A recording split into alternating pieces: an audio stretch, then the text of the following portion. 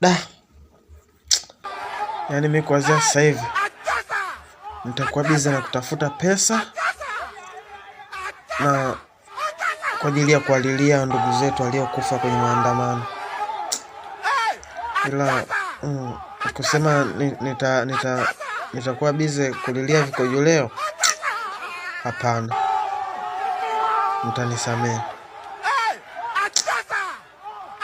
Siwezi kulilia vishimo ambavyo sisi zamani tulikuwa tunatumia kuchezea kamari. Tena tunachimba kishimo ambacho sisi wenyewe tunataka, kiwe kirefu sana au kifupi. Alafu tulikuwa tunachezea tu kamari. Alafu leo nikililia, hapana. Siwezi lilia kikojo leo. Wewe ni mteremko.